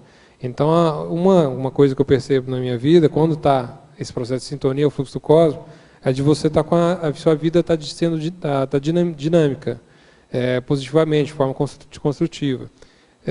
E não diferente da vida da pessoa, que é aquela vida travancada, que tudo que a pessoa quer fazer, ela não dá certo, não se realiza, ela fica uma vida parada, estagnada. Mas é porque ela está indo ela está com uma postura contra esse fluxo do cosmos, porque ela está cheia de entropia, desorganização, ela não é autoassédio, então ela não consegue entrar nesse movimento, estar nesse fluxo, né, do cosmos. Então, ou seja, o senso time, você entra nessa condição de sincronicidade, né, de você, aquilo que você... Porque aquele trabalho que está sendo realizado extrafisicamente, ele tem uma ligação com o seu trabalho intrafísico. Então, os dois têm que trabalhar mais ou menos sincrônicos. Isso tem a relação com o fluxo do cosmos. Então, a partir do momento que você não está trabalhando junto com a equipe extrafísica, você fica nessa condição de margem, né? Você sai do processo evolutivo, você não está se permitindo entrar nesse processo evolutivo. Eu não sei se foi claro. Taxologia, página 38. Quais são as etapas de desenvolvimento da GESCOM, citadas no item 8? Timing gesconológico. Bom, para mim, que eu já percebi até agora, primeiro foi a questão de... Porque, assim, no meu caso, ao longo de alguns anos, eu percebi assim, que na minha manifestação estava mais entrópica, eu estava mais em autoassédio. Então, assim, você vivendo uma vida intrafísica onde você está mais assediado, você vive a vida intrafísica mais em autoassédio que em autodesassédio, você não permite ter um nível de manifestação positivo. Então, você acaba não conseguindo, consequentemente, produzir GESCONs. Você fica em uma condição estagnada, entrópica. Então, o primeiro movimento que eu vejo para trabalho dentro das etapas de GESCONs é ao nível de autodesassedialidade, desenvolver isso. O segundo aspecto que faz parte desse processo é a questão das reciclagens, né? De você conseguir fazer as reciclagens íntimas para poder você liberar a sua consciência de algumas parapatologias que bloqueiam você de fazer uma GESCON. Depois, durante a parte da escrita, os gargalos. Você começa a escrever, aí muitas vezes parece no início não flui, você fica sentindo mal, aquilo parece que está difícil demais, mas na verdade faz parte do processo. Eu percebo que é necessário, infelizmente, aquela expressão quebrar a cabeça no início, de ter um pouco mais de dificuldade.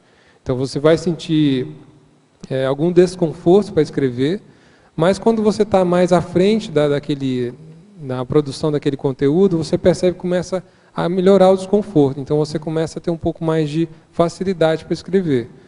E eu estou nessa etapa seguinte, que é assim, já saí dos gargalos, já entendi como funciona o processo da escrita, que ela tem umas etapas, que eu estava falando, no início é um pouco mais travado, no início depois você tem um pouco mais de desenvoltura, depois, agora acho que a perspectiva é a longo prazo você conseguir ter uma desenvoltura que você, se tiver algum gargalo, você vai superar rapidamente. Então, a quantidade e a qualidade das suas produções mental-somáticas vão ficar cada vez maiores. Então, eu vejo que é por aí. Professor Ricardo, nas tomadas de decisões, nossas condições hormonais podem influenciar mesmo com o amparo? Se as condições hormonais influenciam... Podem influenciar quando nós tomamos decisão, mesmo tendo a participação de amparadores.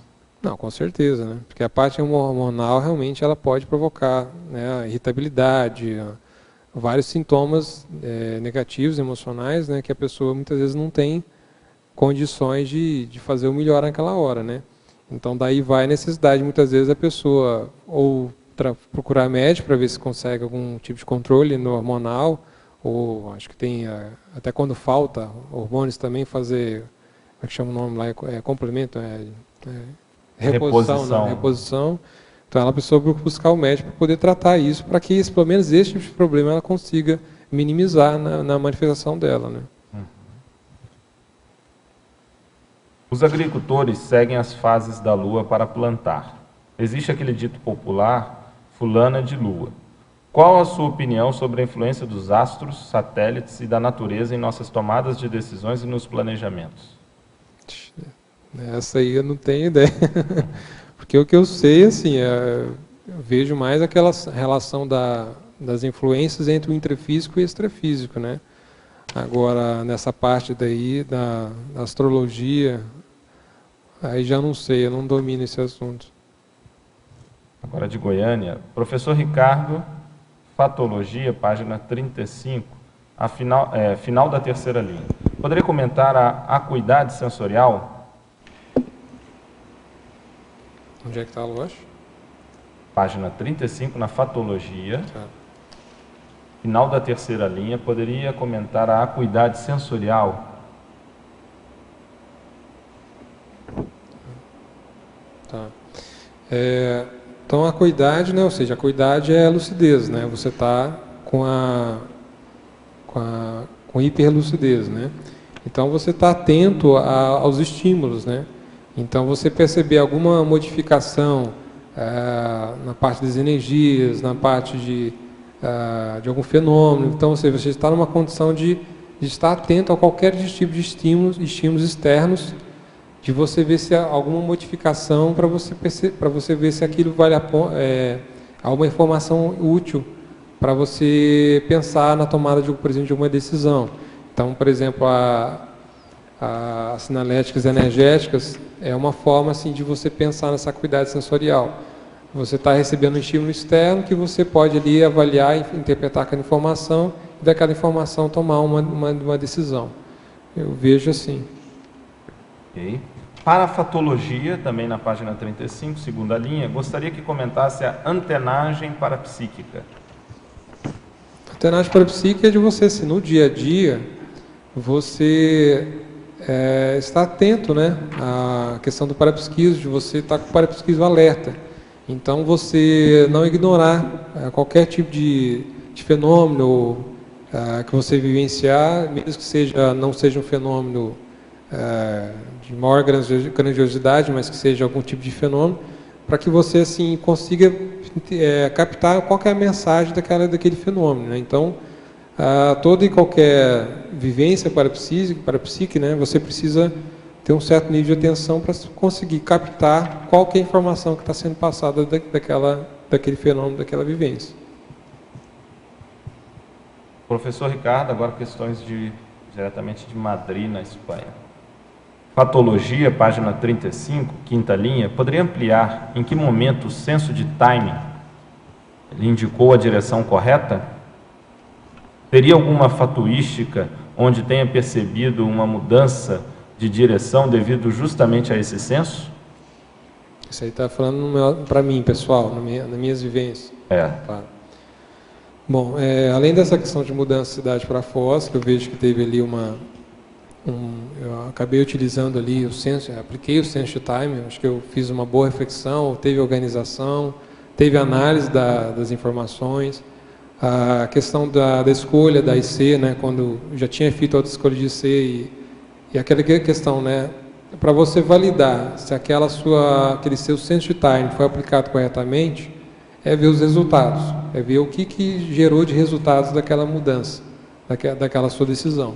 Então, a minha mudança para Foz, depois de hoje 8 anos, né? Quais os resultados que foram, né? Então, assim, mostra que validou que aquele sense time estava correto. Eu fiz fiz no momento certo, não criei prejuízo na época e obtive resultados. A questão da IC também, 2 anos depois de voluntariado, quer dizer, captei as informações que estavam vindo ao meu redor, interpretei elas, e decidi que era o momento certo para agir, para ir para aquele local, trabalhar com aquelas pessoas. E vendo hoje, 2 anos depois, os resultados que eu venho vendo de mudanças, de melhorias, de recins e de trabalhos que eu venho desenvolvendo com o grupo. São 2, por exemplo, na dupla evolutiva. Quando teve o momento de reencontro da dupla evolutiva, de você, na hora que reencontra a pessoa, você não dá bola, não é a pessoa apropriada, não tem nada a ver comigo, mas aí acontece um fenômeno. Daquele fenômeno se interpreta que aquilo é uma mensagem do amparador de falar para dizer para você, é a pessoa que você tem que trabalhar junto, não caia fora disso. Porque é o trabalho que, vamos dizer, que tivemos para poder fazer o reencontro de vocês e você jogar essa oportunidade fora. Então, de você também, na hora que reencontra a possível parceiro do evolutivo, você saber que aquele momento é o momento de agir. Não, fique, aguarde, mesmo que o processo não seja agradável no início, sustente aquilo, porque aquilo vai ser positivo, vai ter resultados. Então, dos exemplos que eu consigo ver são esses. Okay. Parafatologia, página 35, final da 3ª linha. Como funciona o senso pessoal da multidimensionalidade? Então, é o senso de você saber que existe a dimensão extrafísica, que existe a relação entre as dimensões. Que você não está aqui na vida intrafísica numa condição bolha onde você não existe outras dimensões e não há essas influências entre as dimensões. Então, esse senso de saber que existe e ficar atento a como aquilo repercute na sua vida, seja nos momentos que você está fora do corpo, projetando as vivências que você está tendo, como também nos fenômenos, parafenômenos que você vivencia ao longo da vida humana, te mostrando quais os caminhos, insights, ideias, quer dizer, esse tipo de inter-relação construtiva. Então, você saber que isso existe e isso ficar atento para estudar e interpretar o que vem dessas relações. Há um complemento dessa questão, que é de que maneira esse senso, está se referindo ao pessoal de multidimensionalidade, afere na nossa avaliação do bom time pessoal. Teria relação também com o time do grupo?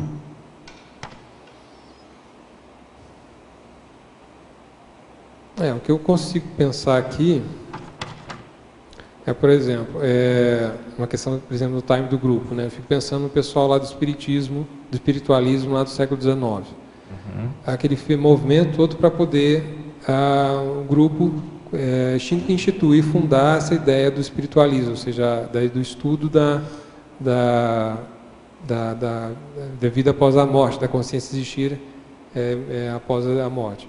Então o pessoal toda aquela época quis investir naquele trabalho. Tudo indicava, pelo que eu entendi que o professor Valdo falava, que havia uma intenção de trazer, já naquela época, de trazer a Conscienciologia, materializar a Conscienciologia, mas houve desvios e acabou indo para o desenvolvimento do espiritismo, onde entrou a questão da religiosidade, e aí acabou desviando o propósito da ideia de que deveria ser a Conscienciologia. Então, naquele momento, havia um time no grupo, né, um consenso, um trabalho em equipe para fazer aquele tipo de trabalho. E hoje a gente está em outro momento evolutivo, com pessoas, talvez um pouco modificado, o grupo que está aqui, nos perfis de pessoas, para conseguir consolidar a Conscienciologia, materializar na vida intrafísica. Então, assim, tem esse senso de timing grupal, né, onde a cada época, cada momento dos momentos, da cada fase evolutiva que a gente está aqui na Terra, ter uma convergência de esforço para poder colocar em prática uma ideia, né? Um projeto. E então essa questão da multidimensionalidade, que entraria aqui, deixa eu ver, tentando expandir a ideia que estou falando, que eu não sei, eu penso mais assim, quando eu estou falando disso aqui, eu estou falando, não sei se estou falando mais de multidimensionalidade, mas estaria falando mais de a ideia de serialidade, mais assim, dessa questão de continuismo do que está sendo feito ao longo de toda a história da humanidade. Mas a multimedialidade eu consigo pensar mais agora, não sei se é isso que você estava perguntando, lógico. Dentro da questão é uma forma de ver. Pode ser abordado por aí também. Vamos lá, Rosário. Ok. Bom, em primeiro lugar, parabéns aí pelo verbete, né, a coragem empreendedora. E aproveitando aqui, eu tenho uma questão para te perguntar. Senso de timing, né, eu vi aqui a colocação, capacidade, né, da consciência de discernir o momento exato e oportuno para realizar ali uma atividade, uma tarefa evolutiva. Aí eu vi na página 39, na acabativa, que você colocou ali a neutros, nosográfico, você colocou intempestividade para a patologia, nosográfico, e também ali a síndrome da pressa como nosográfico. A intempestividade, eu entendi ali que é quando justamente não ocorre no momento oportuno, pode ser antes ou depois, né, levando em consideração a linha do tempo. E vi que tu colocou a síndrome da pressa. Por que aquela questão envolvendo uma síndrome, não sei se o termo é esse, da lentidão, daquela falta de coragem, que justamente posterga as situações, aquelas pessoas que, por uma situação de autodefesa, não sei o nome que isso colocaria, mas eu acho que não só a pressa, mas aquelas pessoas bastante lentas, que têm atitudes que passa-se uma situação e ela não intervém, eu acho que também é uma coisa assim, muito nosográfica, porque esse tipo de atitude ela também vai contra, né, todo um trabalho ali que exige, às vezes, ação, às vezes, corajosa de alguém.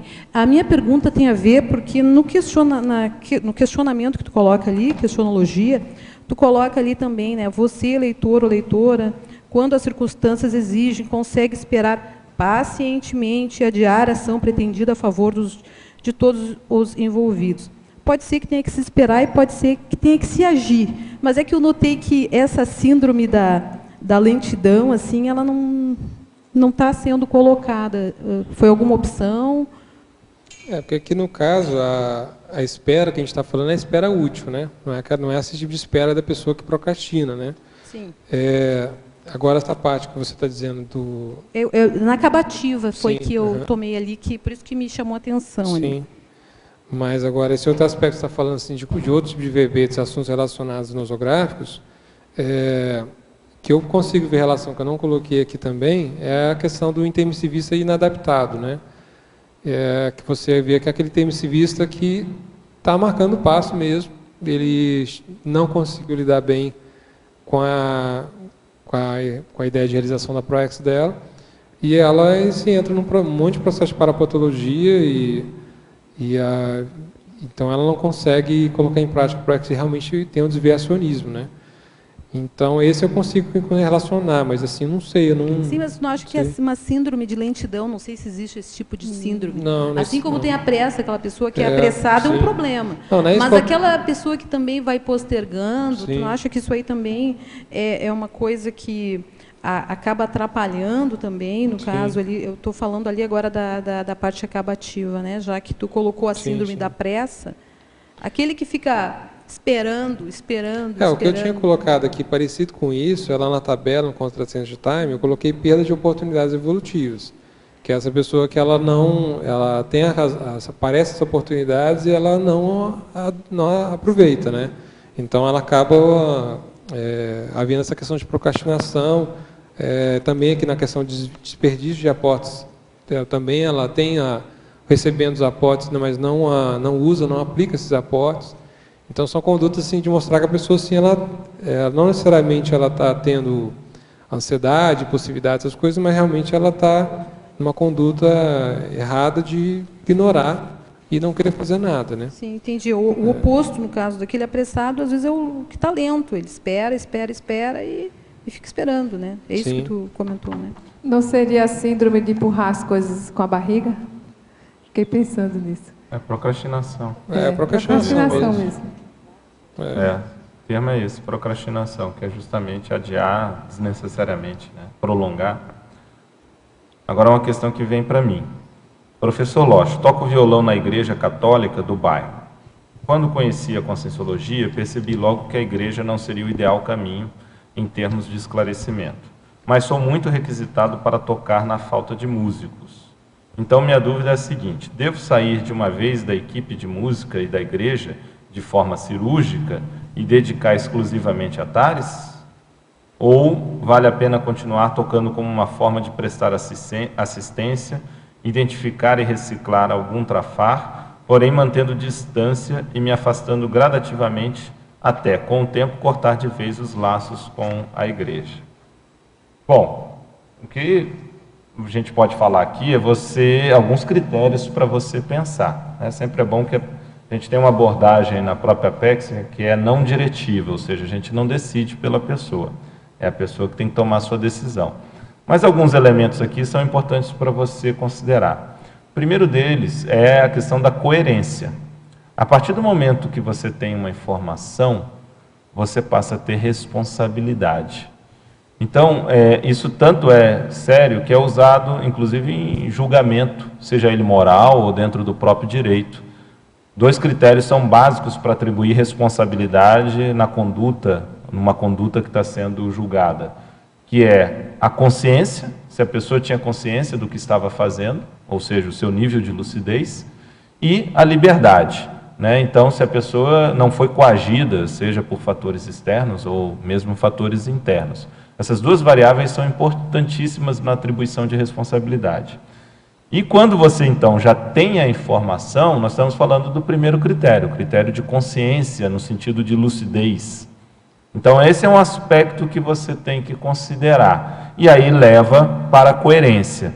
Aquilo que hoje você sabe, qual alternativa estaria mais coerente com aquilo que você já tem, que você já sabe do que é o melhor, do que é o prioritário? Então, esse é um ponto para você considerar.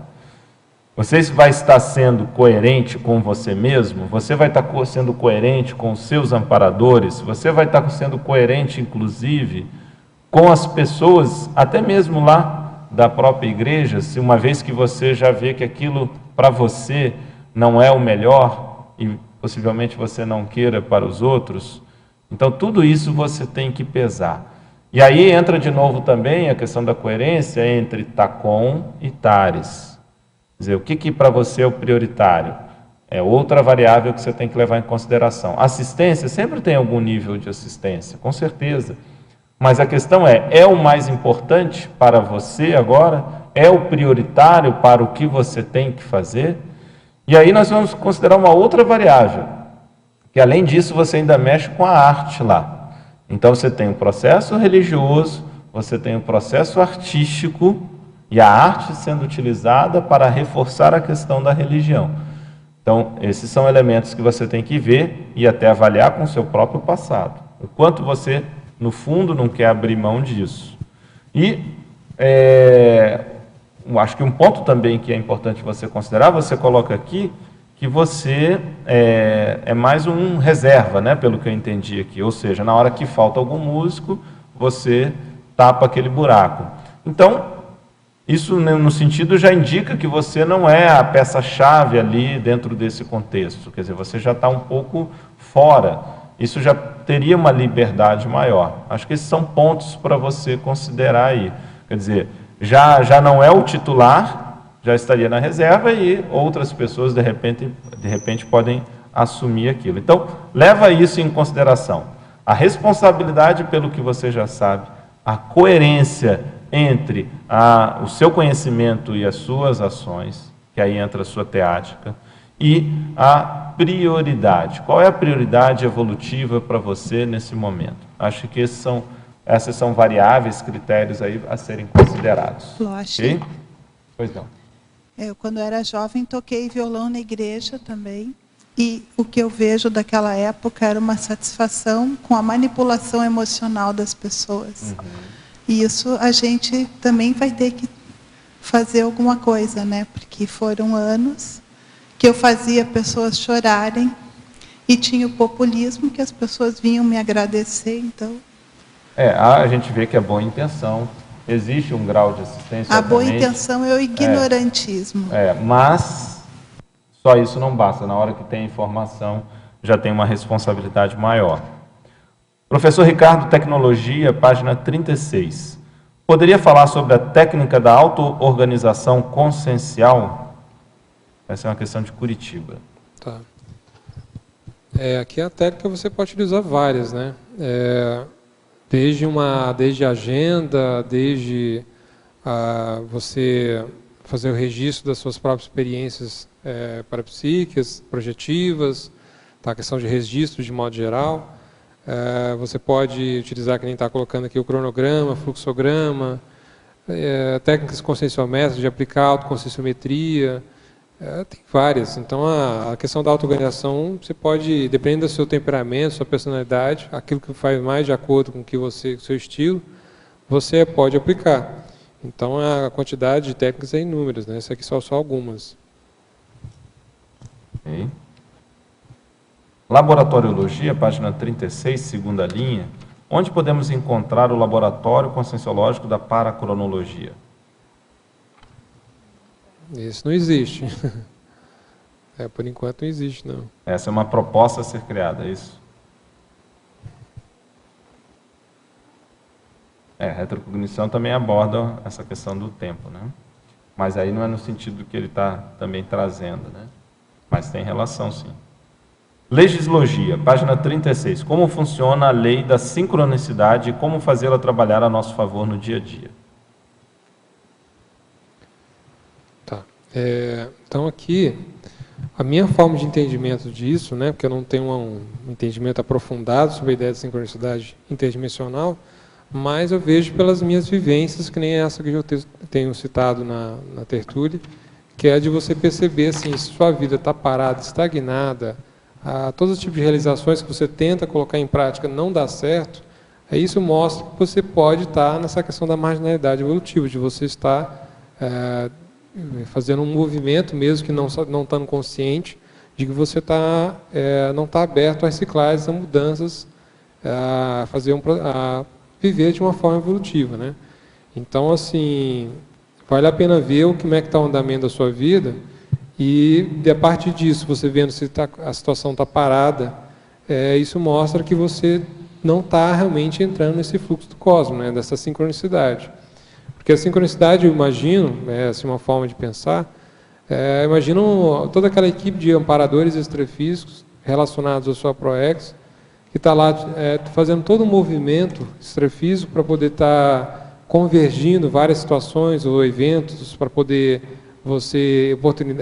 os aportes que você está recebendo, toda essa confluência toda, e você não está aproveitando nada disso, não está atento, não está tomando atitude. Então isso mostra uma assincronia, quer dizer, entre o trabalho sendo feito extrafísico e o seu trabalho intrafísico. Então é uma ideia. E isso a gente pode extrapolar para a ideia do fluxo do cosmos, que é algo mais complexo, né? Ok. Bom, professor Ricardo, estamos chegando ao final. Esse tema realmente dá para expandir aqui e continuarmos discutindo bastante, né? Sempre que envolve tempo, né, e a nossa vida de uma forma geral, isso tem muitas implicações. Parabéns pelo verbete, esperamos aí os próximos. Acho que hoje você já está com bastante experiência, tanto na escrita quanto na própria defesa. Parabéns.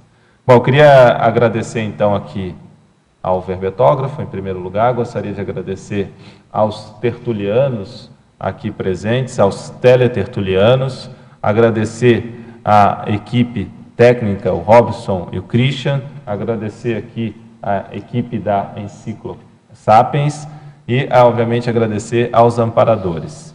E contamos aqui com a participação de vocês nas próximas tertúlias. Ok? Muito obrigado. Vamos aos nossos comerciais. Obrigado. As pontuações da tertúlia de hoje são 29 assinaturas no livro de presença, 14 perguntas presenciais e 28 perguntas respondidas online.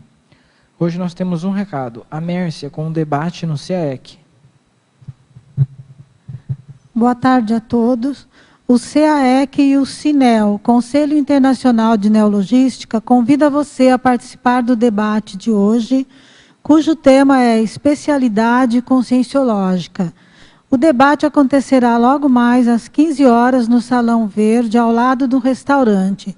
Esperamos você lá com as suas contribuições. Obrigada. Para amanhã, teremos o verbete Poder Judiciário, especialidade Direitologia, e a verbetógrafa Maria Eugênia Luz. Muito obrigado e boa tarde a todos.